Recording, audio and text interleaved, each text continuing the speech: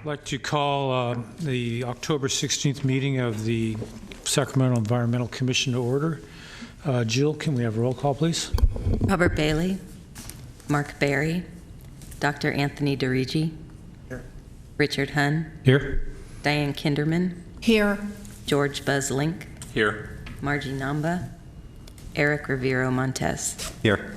Mark White. Here. We have a quorum. Thanks, Jill. I'd like to have a short introduction of the commissioners, kind of explaining who you're representing here for our audience tonight. Starting with you, Diane. I'm Diane Kinderman with the law firm of Abbott and Kinderman. I'm an environmental land use and real estate attorney here in Sacramento and in St. Helena. I'm Buzz Link. I'm a registered civil engineer. I'm a Sacramento County appointee. My area of interest is water.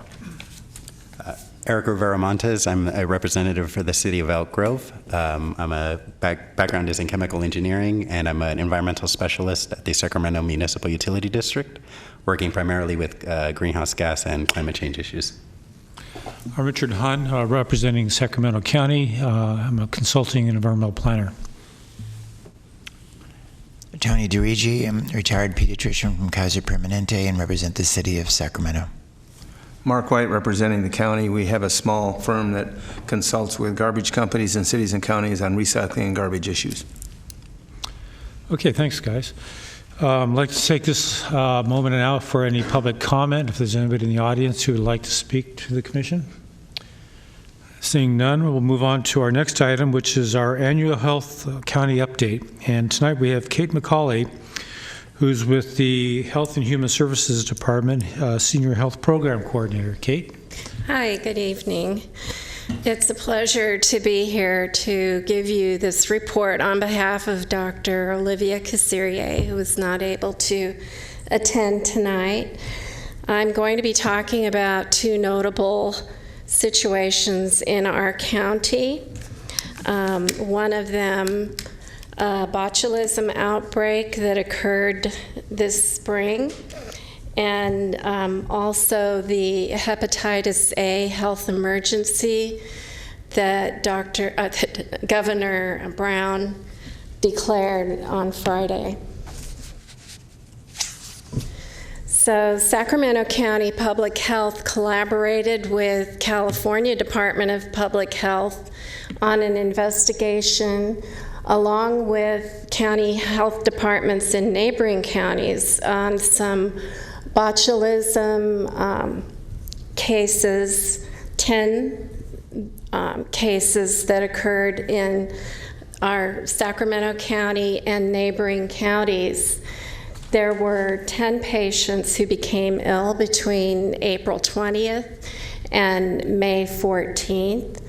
And 80% of them confirmed that they had consumed nacho cheese sauce within a week of the onset of their illness. And that was at Valley Oak Food and Fuel, which is the only gas station in Walnut Grove. So what is botulism? It is a rare disease. In 2015, there were 199 cases, and it just comes up sporadically. It's caused by a bacterium, botulism, Clostridium botulinum, found in soil. In the soil, it forms spores, and in anaerobic, oxygen-free environments, it does germinate and produce a neurotoxin which can be lethal. It has a short incubation period, as little as 1 to 3 days, and can come about within 6 hours, and it can be as long as 10 days. The risks for botulism occur in canned foods. You know, when we were growing up, we heard a lot about issues with canned foods, home canned foods. You had to make sure there was a good seal on the can. And these days that doesn't occur as often. It is also associated with IV drug use when there's a wound that forms and has a condition of anaerobic within the wound, and botulism can occur there. And also, botulism sometimes occurs with infants when they're given honey before the age of 1 year old. So in order to diagnose the disease, a physician who sees the patient and suspects that there may be botulism will inform the public health officer. It's required by law that that notification occurs. And lab testing is performed at the state microbiology lab. And when they're doing the testing for botulism for foodborne outbreak or foodborne case, they will collect both blood and stool specimen for testing. And sometimes the bacteria itself can be found in the stool and the toxin as well. So once a doctor has informed public health that they are suspecting such case, we do contact the state botulism expert, and they go through a questionnaire with the attending doctor and assess the situation, and if they agree that it is a suspect botulism case, then antitoxin is dispatched right away to the hospital. The symptoms of botulism are start out kind of slow with maybe blurred vision, drooping eyelids, slurred speech, difficulty swallowing, maybe experiencing a thick tongue, dry mouth, and then also eventually and sometimes rapidly proceeds to muscle weakness and paralysis, which causes difficulty with respirations. Some people have nausea, vomiting, and abdominal pain as well. And there are classic signs of botulism, which is that it's a descending paralysis going from head to foot, and it occurs on both sides of the body as opposed to perhaps a stroke, which might occur on one side of the body. So in our outbreak in Sacramento County, we defined a confirmed case as has a laboratory confirmed Clostridium botulinum toxin type A present with exposure at Valley Food and Fuel in Walnut Grove between April the 1st, 2017 and May the 5th, 2017. A probable case is one where the bacteria toxin is identified, and however, there's an unknown exposure to the Valley Oak Food and Fuel, but there's no other likely source to be an exposure. The signs and symptoms of the 10 cases are listed on this slide, and they range from not a single patient had every symptom. The most common were slurred speech and weakness in the beginning. And then the least frequent were thick tongue and diarrhea and so forth.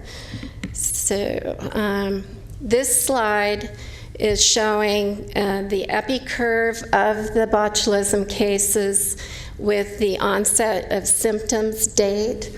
The onset of symptoms for the first case was April the 20th. And each of the short bars represents one person, and the taller blue bar is 2 cases, 2 people, and then the pink bar, it represents a probable case. And you can see the last case onset of symptoms was 5/14.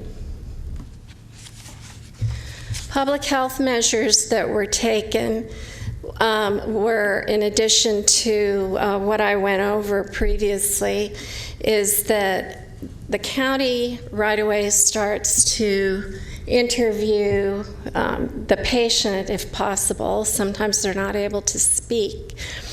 And family members, and try to get a food history on what they ate and where they ate and those kinds of details. They also can look in the house into the refrigerator to see what foods might be in there. And in this case, we were able to impound the cheese. What we discovered were two people who had nacho cheese, and we had some other people that had other foods. But we did find that back in 1996, there was an article in the Annals of Internal Medicine that reported a botulism outbreak in Georgia that involved cheese sauce. So that raised our suspicion about cheese sauce. And then we discovered that people had been to the same area. And then finally we were able to interview patients and find out that they actually had been there and eaten nacho cheese. So we also provide messaging to the public and to providers about botulism and to be on the lookout for it with the signs and symptoms. And also part of our efforts were to provide information to the public by putting up posters, signs down in the area, in schools, churches, and camps. Now, hepatitis A is a hot topic right now for a very good reason. And it is, this is a slide showing a handout that's being provided. It's at the front desk at EMD, but it's also being passed out in shelters and various other places in Sacramento, informing people about hepatitis A, what they need to know about it, and what they need to do about it to prevent it in themselves, and also how they can see if they or someone else has symptoms and that they receive treatment. At this time, there's a large hepatitis outbreak going on in California. The majority of the people who are ill have been experiencing homelessness and or using illicit drugs, and those drugs can either be injectable or non-injectable. The situation has much to do with being in a situation where there's limited sanitation. The outbreak is being spread person to person and through contact with fecally contaminated environment. This slide is showing some of the case numbers that are in California at this time. And San Diego, Santa Cruz, and Los Angeles have declared local health emergencies.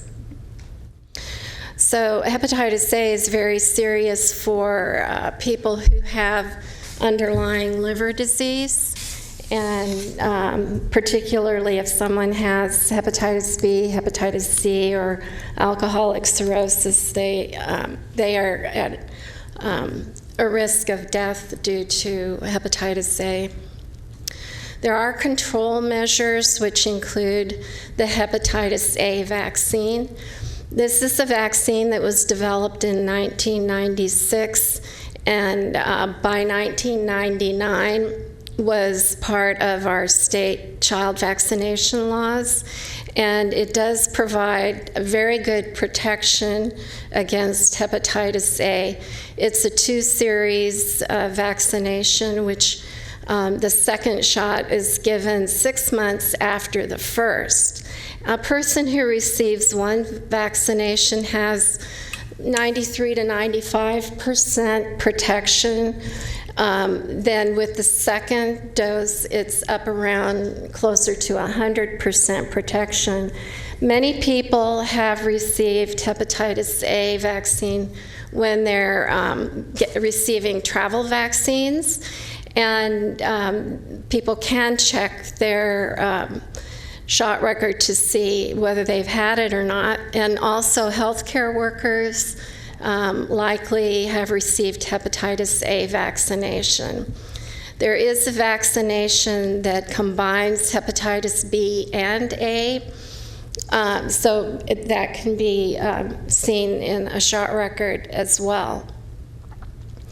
So the second control measure of great importance is having hand washing stations and toilets with access to toilets 24 hours.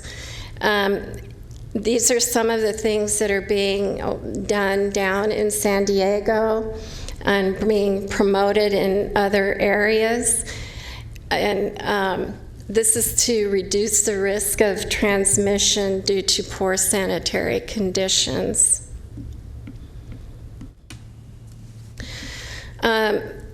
Right now, the statewide recommendations for vaccinations in this outbreak are directed towards people who are homeless, who use illicit drugs, who have chronic liver diseases, and men who are having sex with men. This group is where we're focusing attention to vaccinate. In the outbreak jurisdictions, that's San Diego, LA, Santa Cruz, it also includes anyone who has close contact with people who are homeless and or use illicit drugs, anyone who has close contact with environments serving or near the homeless, and people using drugs, and these would be like needle exchange programs, that kind of thing, as well as teams who go out to provide health care or serve the homeless outside of shelters. They should be vaccinated, and people who are at risk through their employment may be covered by their occupational health. For the general public, at this time, there is not a recommendation for hepatitis A. Other people who have insurance should seek vaccination through their healthcare provider. So the last thing, I brought a handout on sanitation measures, which San Diego County put together, that have to do with cleaning of right-of-ways such as sidewalks, streets, and gutters with Clorox solution. And I thought you might find that of interest. And so that concludes my presentation, and I will take questions. Thank you, Kate. That was a good presentation. I have a couple questions. I think some other folks maybe have some too. In regards to the Walnut Grove case, what was the actual source? Was that determined for the cheese sauce? Was it a canned cheese sauce, or was it a... It was a cheese sauce that was being dispensed there. Out of a dispensing machine? Yes. Okay. And did you guys take any actions against the machine or the operator there?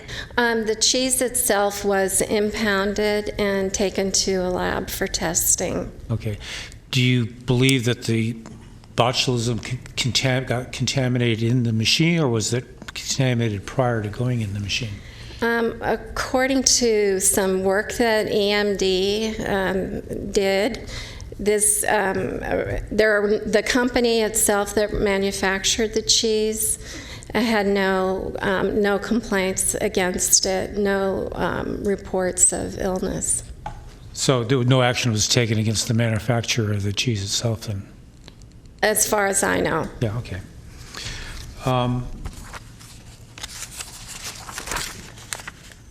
On the matter of the hepatitis, in your table, I believe you showed San Diego having 490 cases and Santa Cruz with 71. Then you go down to where they have other, and there's maybe 7.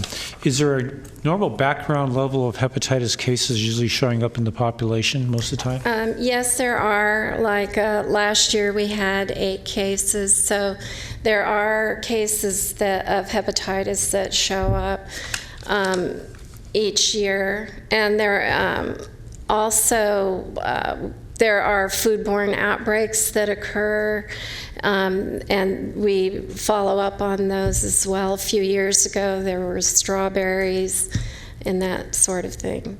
So when you see a situation where you've got 10 times the normal background, that's when we really get concerned with the public appeal here. Well, we were talking about hepatitis A. The botulism, we were very concerned because it's a very serious disease. Well, I was thinking of the hepatitis also.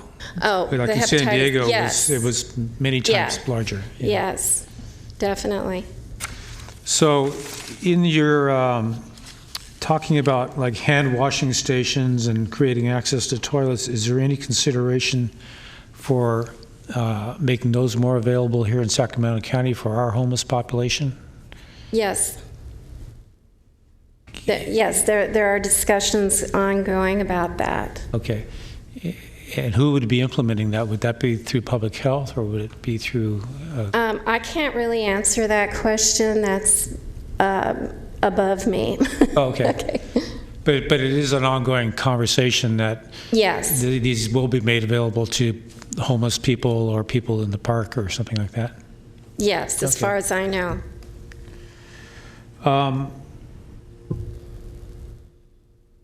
How about vaccinating the homeless and people like that? Are there any ongoing actions to target those populations too?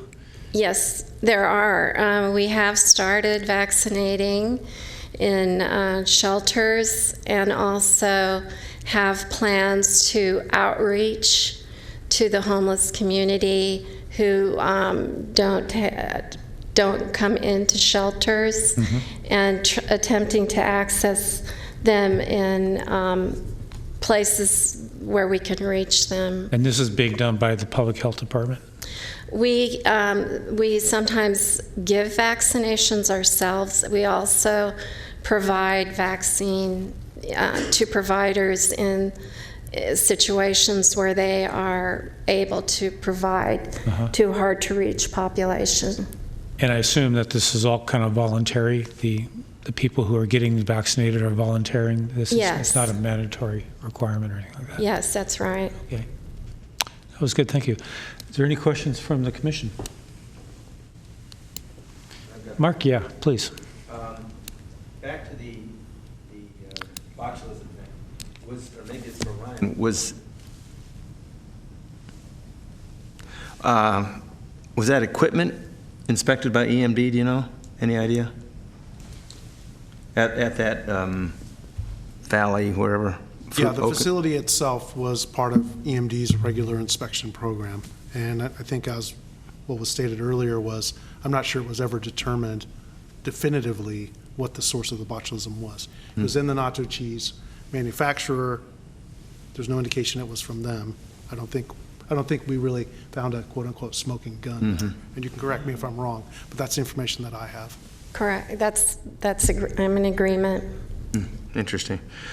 So I'm not getting any nachos there. But anyway, you provided some statistics about botulism, 199 cases in the U.S. in 2015. Do you have any information about how many we had in California in 2017? So far, 16. or in 2016, we had 8 cases. 8 in California. Yeah.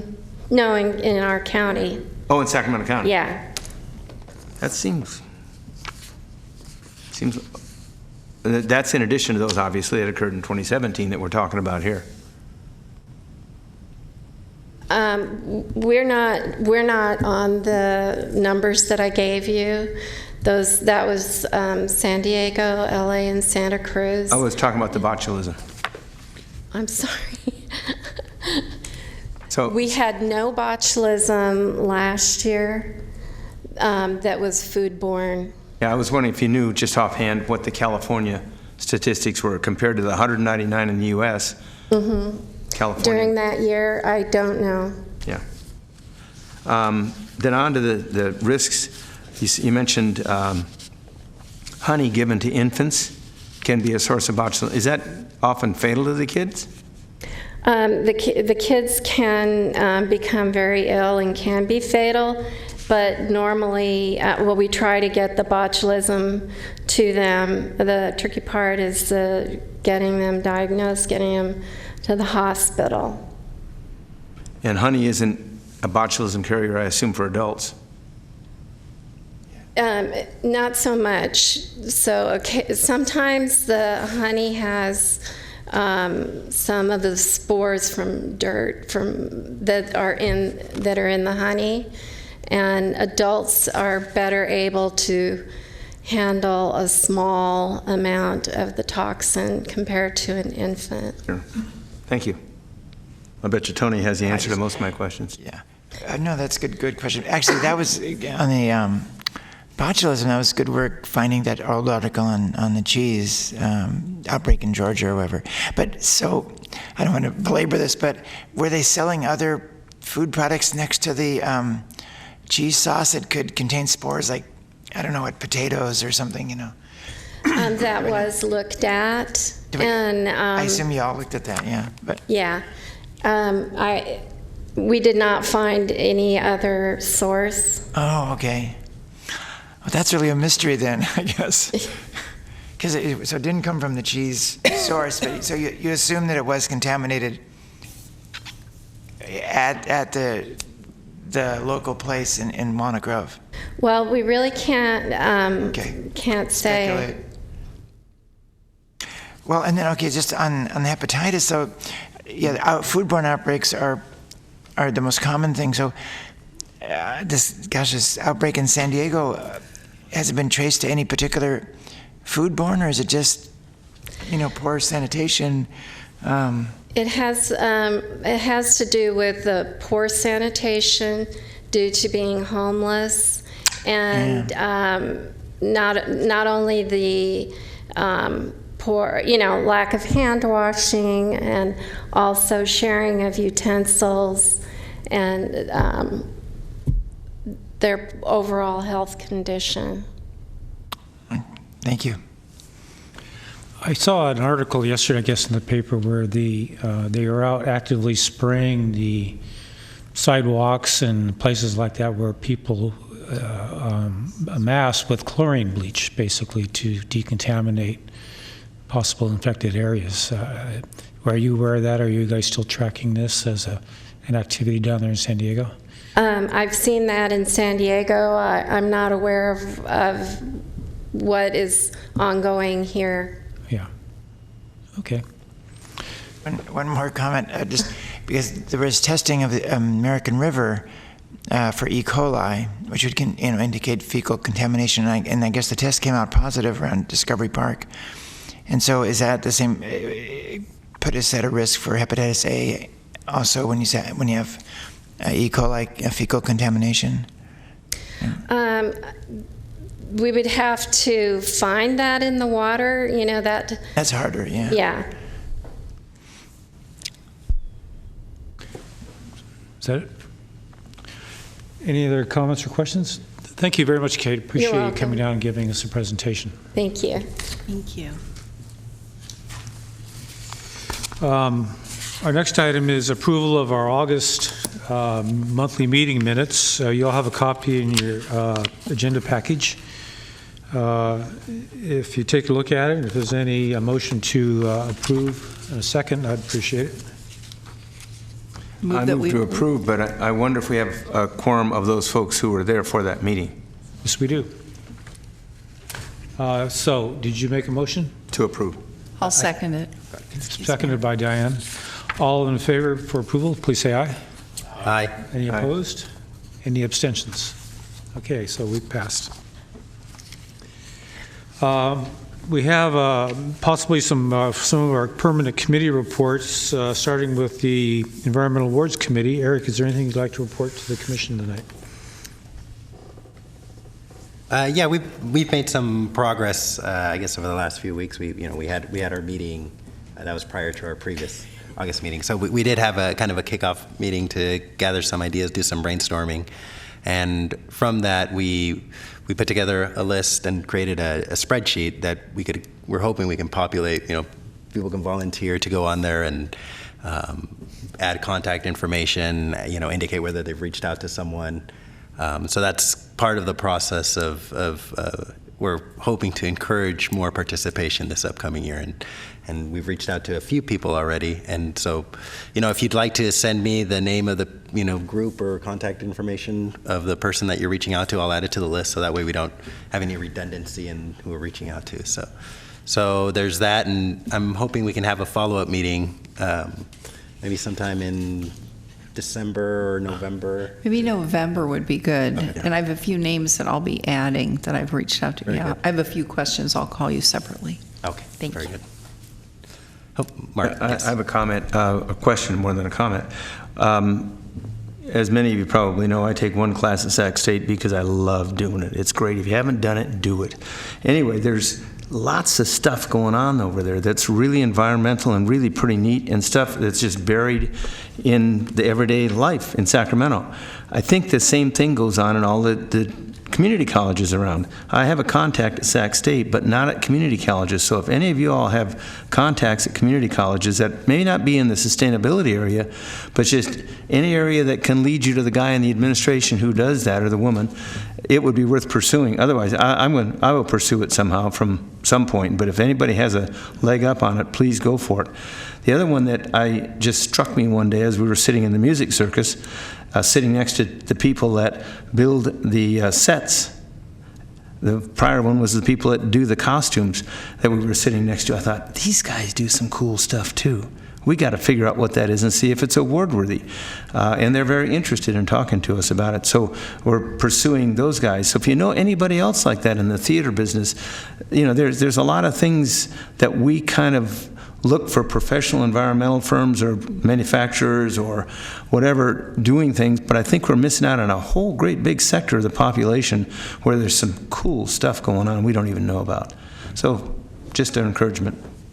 And right now what's playing in the background is slides from previous winners, and I'm noticing there's a lot of elementary schools, a lot of middle schools, so we've been very fortunate to get that kind of participation. Hopefully this year we can continue to reach out to that sector. But there's also businesses and other organizations in there that should also apply. So hopefully this year we get a much bigger turnout. Good. Thank you, Eric. Any report from the webpage committee? Tony? Yes. So last meetings, we've been discussing the need for a link on the EMD page back to our commission page. And so now we have that. And so I think we can improve the look of it. Right now, it just says Sacramento Environmental Commission on the EMD page. But maybe, so we'll talk about that and come back next meeting with either some icon or maybe just something that says like, to learn more about environmental issues, see this link. Because I was looking at it and it just was there, but it wasn't, it didn't really invite me to click on it. So I'm thinking, well, we'll try to improve that. Yeah, words are easy to change on that homepage, and so anything that the webpage committee sends me, we can implement that pretty quick. Right. And actually, our cyanobacter report is listed as in the current news on the EMD news site there. So that's right. So there are two links actually right now on the EMD page too, back to the commission. Yeah, I think. Otherwise, the links are all looking good, and yeah, everything's up to date. Okay, very good. The annual report committee has nothing really to offer at this point in time. We're going to probably start gearing up, compiling all the 2017 meeting minutes probably in December and early January. So I think Bob Bailey will be taking the lead on that. So let's see here, he can give us a better report.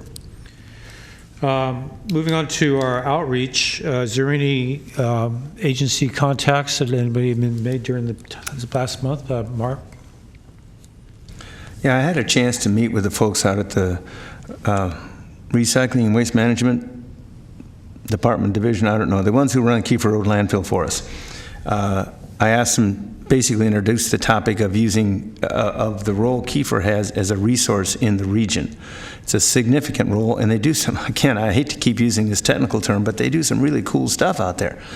For example, they have a project with the Sacramento Tree Foundation where they're planting a bunch of oak trees in areas they're not going to use at the landfill, which provides a buffer for the landfill habitat, and we get some more oak trees and beauty out of the whole thing. It's just synergy all over the place. One of the issues they have coming up that we will be faced with in the future, and I'm sure hear quite a bit about, is a state requirement to start processing, managing food waste. It's going to require a significant change to our infrastructure, but even more difficult and more important is the education to get residents to do what needs to be done. And that's going to be a difficult thing for many people to do. We hope that they do it because food waste includes so many organics. We can get such good stuff out of processing that material, but it's not cheap. It's not easy, and it's going to require a significant investment probably. County knows much more about that, and one day maybe they can tell us about it. When is that going to be rolling out? The regulations aren't even close to being finished yet, so that's a really good question. 2019? I wouldn't even hazard a guess. Okay. Having worked for those folks, I would not hazard a guess. One other thing that they pointed out is that they have 60 years of capacity out there. That's important for us in having an understanding of our longevity and how that little issue, you know, the garbage that comes out in front of your house every morning and goes away, and that's all we care about, they're going to have a place to put it for a long time. As importantly, with the recent news in the last week or so, if we have such a disaster in this area, we have a place to put that material, a place to temporarily spot it while they can pick through it and get out the recyclables so we dispose of as little as possible.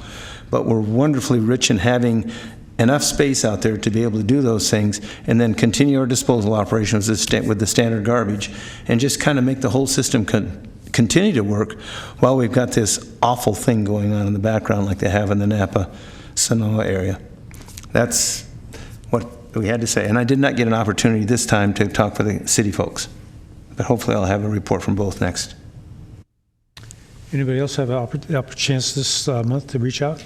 Well, I just wanted to give an update. I'm working with a volunteer with a team of some other environmental professionals to assist a couple of landowners and the city in closing one of the legacy landfills near the Elvis area. And so I'll keep us updated as things progress on that. Okay.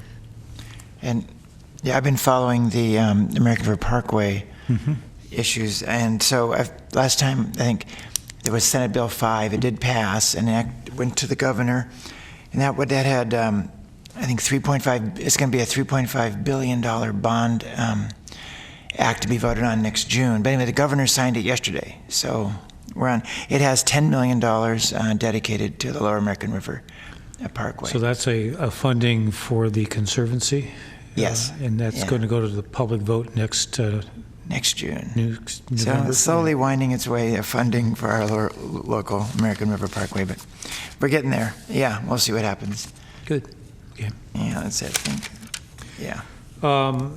In terms of if you recall, a couple months ago, we sent a survey that we distributed to other environmental commissions throughout California. And I believe we contacted at least 25, if not 30, commissions. So far, we've got a response of 2 back to the survey. So I guess we're just going to keep it open for at least another month, maybe not till the end of the year, see if we would get any additional responses. Of the 2 we got, they're both very interested in communicating with us and sharing information. Hopefully, we'll get a little more interest from the other commissions out there so we can make it a bigger effort, I think. So that's all we have to report on that.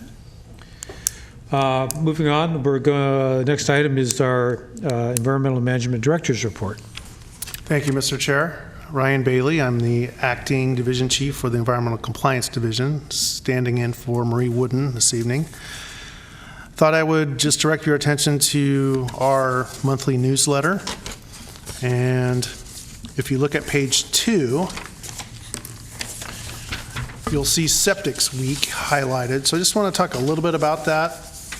It may not seem like maybe the most exciting topic, but for us, it's pretty exciting. So this week, we celebrated and promoted for the first time Septics Week. It was September 18th to the 22nd. US EPA provides a lot of materials that can be used locally. They have graphics and artwork and a lot of kind of catchy slogans and things to kind of push it out there into the public view, something that people don't really think about or maybe have ever thought about. We have, and you might be surprised to know this, we have the better part of 10,000 septic systems in Sacramento County. Wow. Now, most of those are in rural areas, and when you think rural area, you probably think way out in the middle of nowhere. Well, we do have parts of town that have a lot of development, but they don't necessarily have the sewer system infrastructure that comes right up to where they live.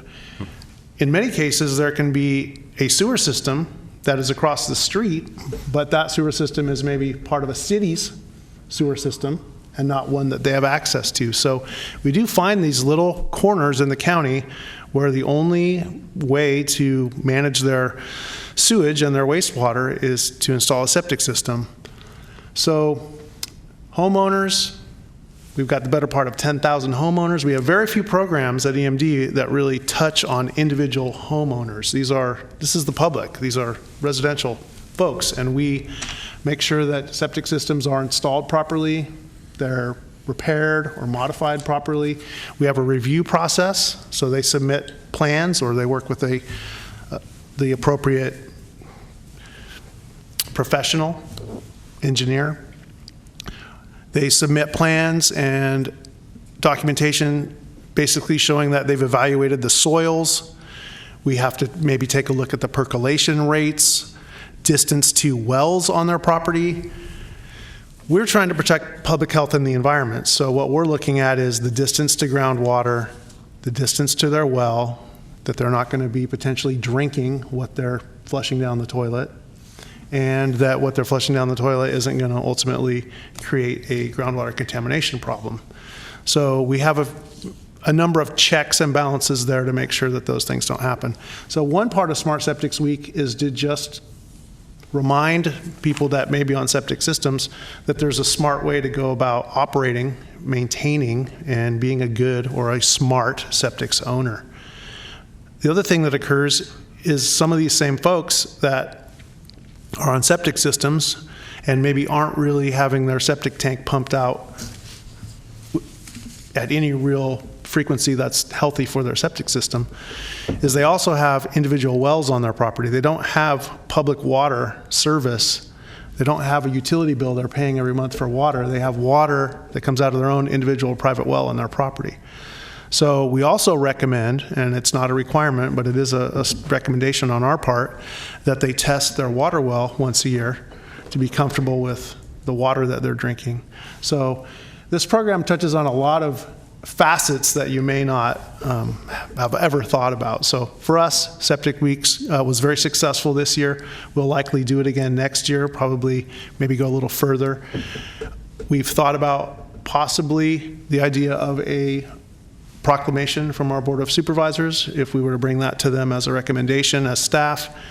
It is also Food Safety Month, and the county does celebrate, and the board recognizes locally Food Safety Month, and it's 1 week during that same month. So we would have some things to consider there if we're trying to promote too many things all at once in the board chambers, but we may bring that back.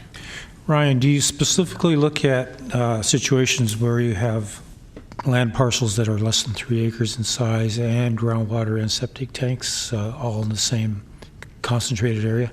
Yeah, so we do have very strict rules, so to speak, on setbacks to property lines, to existing surface waters, to wells. So we do have a lot of things that we look at. However, many of those requirements came into play on a specific year and date, and we have systems that predate that went in the ground. So we do have a situation that arises where somebody put in a septic system way back when. They go to repair or modify their system, and the rules have changed, so they have to do some work to bring it up to the current standards. So you're right that we have kind of a minimum number of acres, lot size. I can't remember it at the moment, but we do have some standards, and we also have those who have a system that doesn't meet the current standards that really don't need to until they go to modify or install a new system. So we're always kind of playing with that. Yes. Yeah, this is a subject that is near and dear to me. I have a failed septic system and a leak in my cabin in Amador County. The issue there is I'll ascribe it to the drought, but my leach lines are totally filled with roots from surrounding trees. The tank is fine, but the leach lines are full.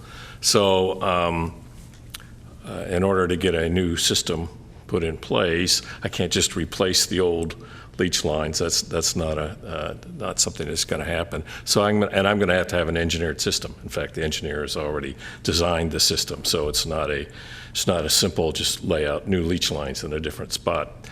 All of those things you talked about, setbacks and all that, are all being met with the new system. But one of the things that I find interesting is that the Amador County has required now that every year they inspect the system for the next 5 years after it's been installed. Do you have a similar kind of inspection program, and do we in Sacramento County have a similar kind of inspection program on these engineered systems? So the answer there is, in the main, no. However, most of our systems are the typical septic system with seepage pits and distribution box and septic tanks. So they're more of the classical system.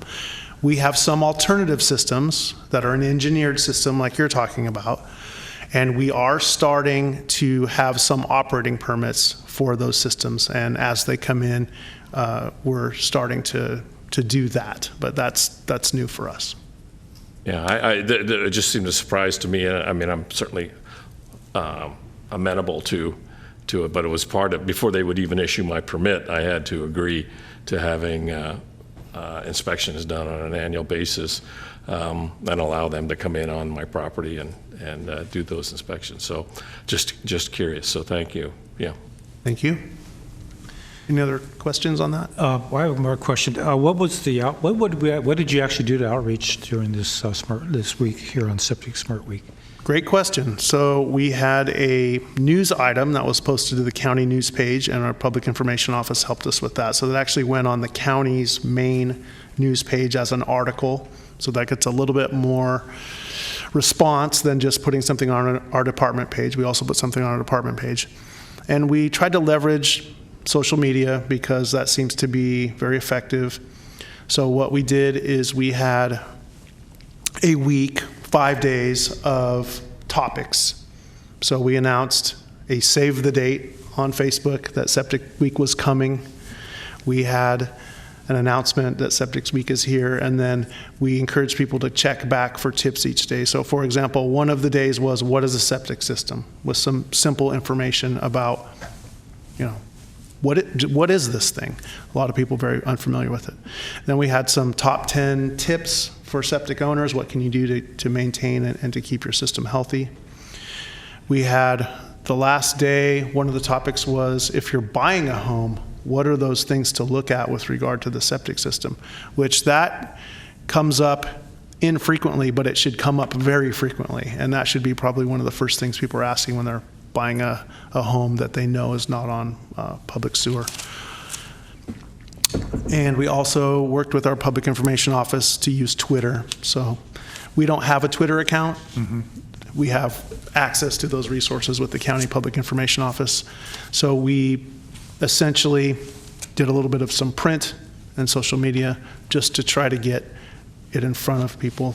The more times you get it in front of them, the more impressions you make, and really that was the emphasis this time around. Well, if you decide that you're going to continue this effort next year, we would like to participate with you and help you in any way seek information or approval from the board to make this a more recurring event. It sounds like it's a good process that you're trying to go through. Thank you.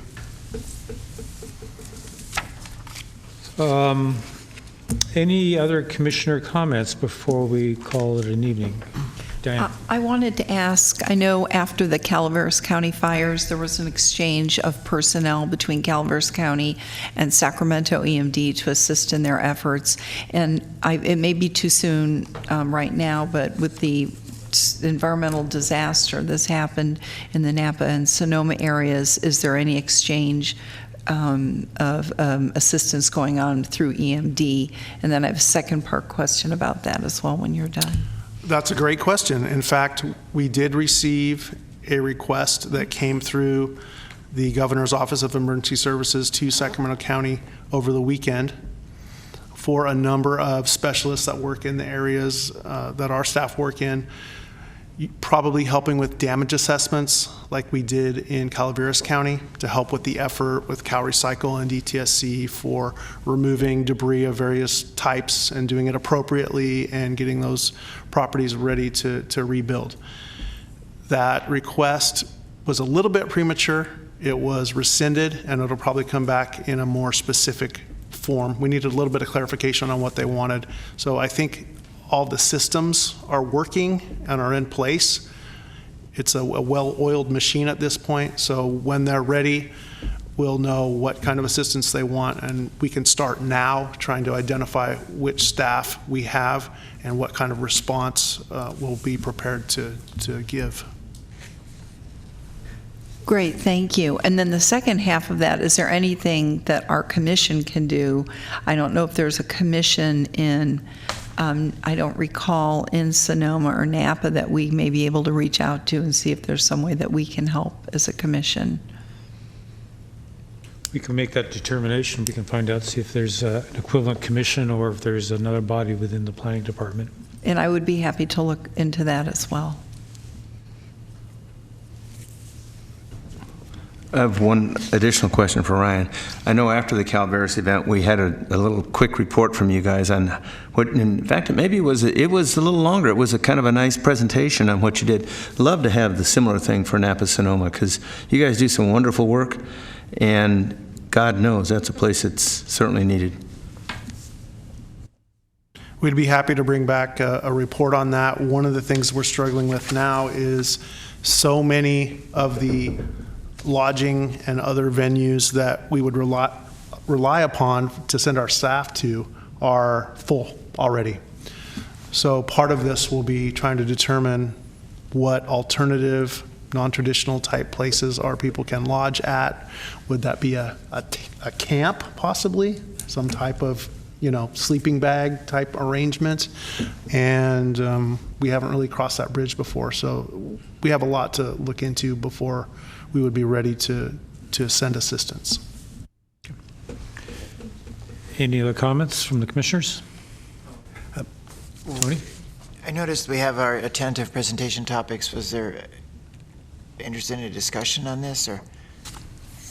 Do you wish to make a comment on this? I was just thinking about the Mark mentioning the green waste requirements, and we haven't heard from the city solid waste in quite a while.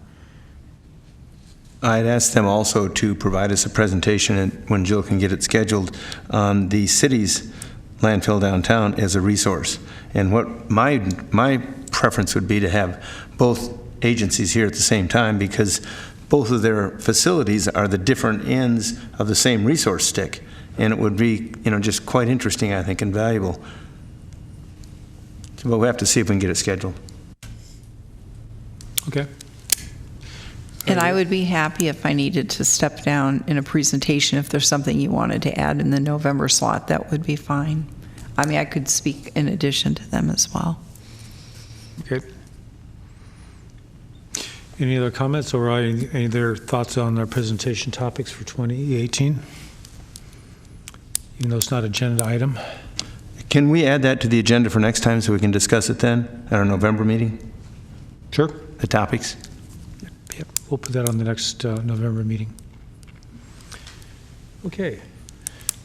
Hearing no more comments, I think we're finished. Oh, Eric. I just had one additional comment. I took a look at the Clean Cities Coalition website. There was some question on whether the commission might be interested in joining the coalition. There seems to be like a sponsor level, and there seems to be like a partner as well. So I'm looking into the difference between the two. The sponsor ranges anywhere from $500 to $10,000. So I'm not sure if that's something the commission can do. It might be something more along the lines that the EMD could do rather than just the commission. But I'll follow up with more notes as I learn a little bit more. One question would be: Is Sacramento County already a member of the? Yeah, I didn't see them on the list, but yeah, we'll look into it some more. Okay, good. Any other comments or thoughts? Given that, we'll be adjourning the meeting to November 20th at 6 p.m. at the EMD offices at Mayfield. Thank you.